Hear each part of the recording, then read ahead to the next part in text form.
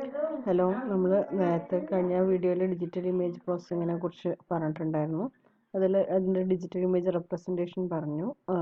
Image grey level, digital image pixels, then functions ആയിട്ട് represent ചെയ്യണോ എന്നുള്ള കാര്യങ്ങളൊക്കെ പറഞ്ഞു.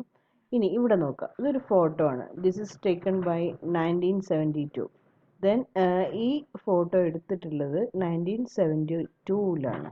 In 1988, she was interviewed by the Swedish computer-related publication and was pleasantly amused by what had happened to her picture. Okay, ഈ ഒരു പിക്ചറിൽ ആ photo എടുത്ത അതേ ക്ലാരിറ്റിയിൽ തന്നെ നമുക്ക് ഇപ്പോഴും കാണാൻ പറ്റുന്നുണ്ട്. കാരണം എന്താണെന്ന് വെച്ചിട്ടുണ്ടെങ്കിൽ it is converted into the digital image. Digital image പ്രോസസ്സിങ്ങിലൂടെ അത് ഡിജിറ്റൽ ഇമേജ് ആക്കി കൺവേർട്ട് ചെയ്തതുകൊണ്ടാണ് നമുക്ക് അങ്ങനെ പറ്റുന്നത്. അപ്പോൾ നമ്മളിത് അനലോഗ് ഇമേജസ് ആയിട്ടാണ് എടുത്തിരുന്നതെന്നുണ്ടെങ്കിൽ അത് എങ്ങനെ നോക്കിക്കഴിഞ്ഞാലും നമ്മൾ എത്രത്തോളം കെയർ ചെയ്ത് കഴിഞ്ഞാലും അത് കാലങ്ങൾ കൊണ്ട് അല്ലെങ്കിൽ കുറച്ച് കാലം കഴിയുമ്പോൾ അത് ഫെയ്ഡായി പോകും അല്ലേ. പക്ഷേ ഇവിടെ ഈ ഇമേജസിന് നമുക്ക് ഒരു ചേഞ്ചും അല്ലെങ്കിൽ അതിൻ്റെ ഒറിജിനൽ ഫോർമാറ്റിൽ തന്നെ നമുക്ക് ഇപ്പോഴും അവൈലബിൾ ആണ്. അതേപോലെ തന്നെ ഈ ഇമേജസിനെ നമുക്ക് ആവശ്യമുള്ള ഫോർമാറ്റുകളിലേക്ക് അതിനെ കൺവേർട്ട് ചെയ്യാനും ഡിജിറ്റൽ ഇമേജ് പ്രോസസ്സിംഗ് യൂസ് ചെയ്തിട്ട് ചെയ്യാൻ കഴിയുന്നുണ്ട്. ഓക്കെ, ഇനി these are the different types അല്ലെങ്കിൽ different levels of the digital image types. നമ്മൾ നേരത്തെ പറഞ്ഞിട്ടുണ്ടായിരുന്നു, binary image, grey level, colour image എന്നൊക്കെ പറഞ്ഞിട്ട്. അതേപോലെ അതിൻ്റെ തന്നെ 8-bit, 12-bit, 24-bit ഫോർമാറ്റൊക്കെ നമ്മൾ കഴിഞ്ഞ ക്ലാസ്സിൽ പറഞ്ഞിട്ടുണ്ടായിരുന്നു. ഓക്കെ, ഇനി ഇവിടെ ഡിഫറെൻറ്റ് ടൈപ്സ് ഓഫ് ഇമേജസ് ആണ് മെയിൻലി, അല്ലെങ്കിൽ different levels of digital image processing. This is mainly classified into 3.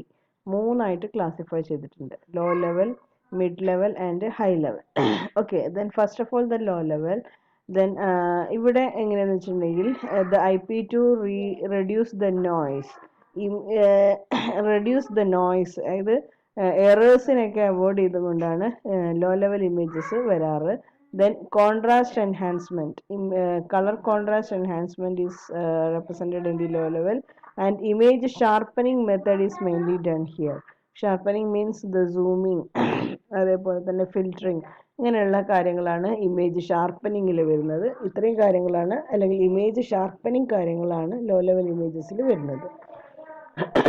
ഇവിടെ നമ്മൾ ഇൻപുട്ടായിട്ടും നമുക്ക് ഔട്ട്പുട്ടായിട്ടും വരുന്നത് ഇമേജസ് തന്നെയായിരിക്കും. ഇനി മിഡ് ലെവൽ ഇമേജസ് പ്രോസസ്സിംഗ് ആണെന്നുണ്ടെങ്കിൽ ഇവിടെ മെയിനായിട്ട് നടക്കുന്നത് സെഗ്മെൻറ്റേഷൻ ആണ്. Segmentation, it reduce the description to a form suitable for a computer processing and reduce description to a form suitable for the computer processing. Computer പ്രോസസ്സിങ്ങിന് ആവശ്യമായ രീതിയിൽ അതിനെ കൺവേർട്ട് ചെയ്യാം. ദെൻ ക്ലാസിഫിക്കേഷൻ ഓഫ് ഇൻഡിവിജ്വൽ ഒബ്ജക്ട്സുകൾ. ഒരു ഇമേജസിൽ നിന്ന് ഇൻഡിവിജ്വൽ ഒബ്ജക്ട്സിനെ ഡിഫറൻഷിയേറ്റ് ചെയ്ത് എടുക്കുക. അപ്പോൾ നമ്മൾ നേരത്തെ ഒരു ഡ്യൂ ഡ്രോപ്സിനെ കണ്ടു, ഒരു നാച്ചുറൽ ഇമേജിൽ നിന്ന് ഒരു ഡ്യൂ ഡ്രോപ്സിനെ എക്സ്ട്രാക്ട് ചെയ്തെടുക്കുന്നത്. ദെൻ ഇവിടെയും ഇൻപുട്ടും ഔട്ട്പുട്ടും ഇമേജസ് ആയിട്ട് തന്നെയാണ് കൊടുക്കുന്നത്. Then outputs are the attributes extracted from the images. ഔട്ട്പുട്ടിൽ നമുക്ക് കുറച്ചുകൂടെ ആട്രിബ്യൂട്ട്സ്, അതായത് ഇമേജസിൽ നിന്ന് എക്സ്ട്രാക്ട് ചെയ്തിരിക്കുന്ന കുറച്ച് ആട്രിബ്യൂട്ട്സുകൾ കൂടി ഈ ഔട്ട്പുട്ടിൽ നമുക്ക് പ്രൊവൈഡ് ചെയ്ത് കിട്ടും. ഇനി ഹൈ ലെവൽ ഇമേജ് ആണെന്നുണ്ടെങ്കിൽ then making the sense of an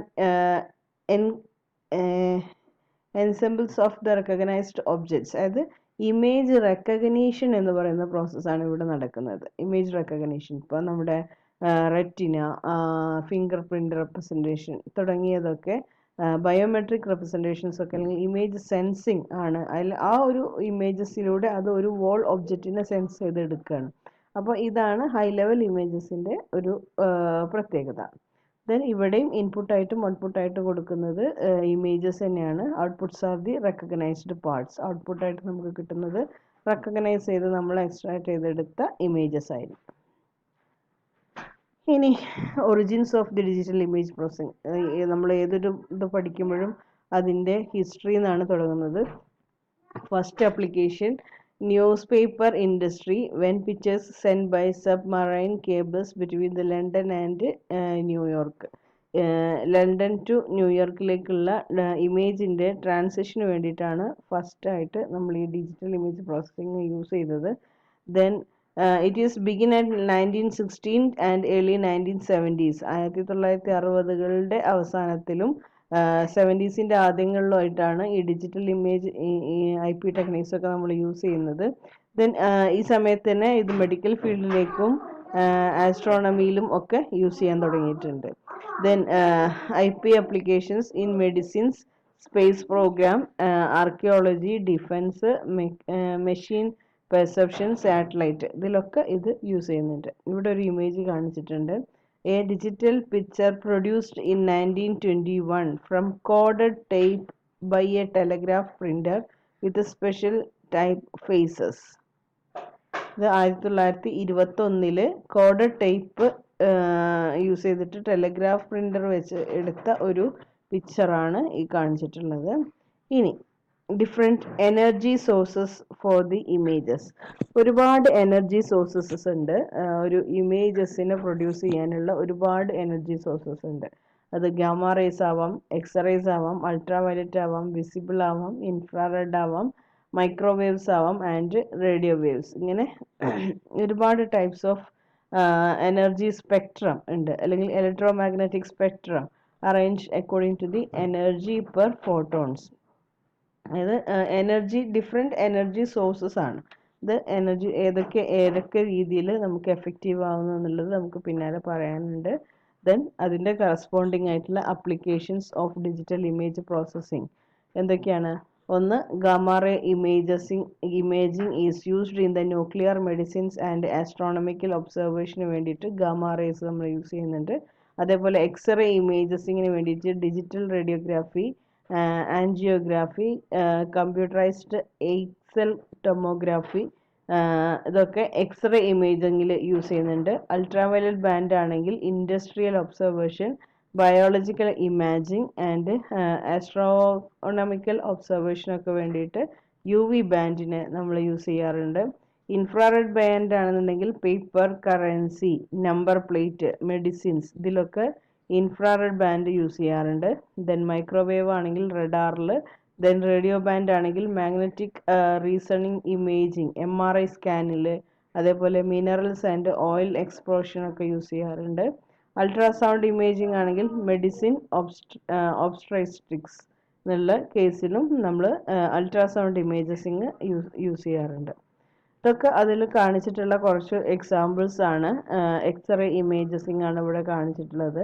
by using the gamma rays use ചെയ്തിട്ടുള്ള x-ray imaging gamma ray imaging process ആണ് ഇവിടെ കാണിച്ചിട്ടുള്ളത്. ദെൻ എക്സ്റേ ഇമേജിംഗ്, ഇതൊക്കെ നമ്മുടെ ഡെയിലി ലൈഫിൽ നമ്മൾ പലപ്പോഴായിട്ട് കണ്ടിട്ടുള്ള കേസാണ്. Then imaging in UV band, ultra violet use ചെയ്തിട്ടുള്ള UV ബാൻഡ് ആണ് ഇവിടെ കാണിച്ചിട്ടുള്ളത്. Then imaging in visible and infrared bands അല്ലെങ്കിൽ വിസിബിൾ ബാൻഡ് യൂസ് ചെയ്തിട്ടുള്ള റെപ്രസെന്റേഷൻ ആണ് ഇവിടെ കാണിക്കുന്നത്. Then infrared imaging in visible and infrared band ആണ് ഈ കാണിക്കുന്നത്. ദെൻ ഇൻഫ്രാറെഡ് ബാൻഡ് ഇതൊക്കെ അത് തന്നെ നമ്മുടെ നമ്പർ പ്ലേറ്റിൽ ഒക്കെ നമ്മൾ പറഞ്ഞു, കറൻസിയിലൊക്കെ യൂസ് ചെയ്യുന്ന method. Then radio band, other imaging, ഇത്രയും കാര്യങ്ങളൊക്കെ ഇതിൽ യൂസ് ചെയ്യുന്ന ഡിഫറെൻറ്റ് എനർജി സോഴ്സസ് യൂസ് ചെയ്തിട്ട് റെപ്രസെൻ്റ് ചെയ്യുന്ന ഡിഫറെൻറ്റ് ഇമേജസ് ആണ്. ഓക്കെ.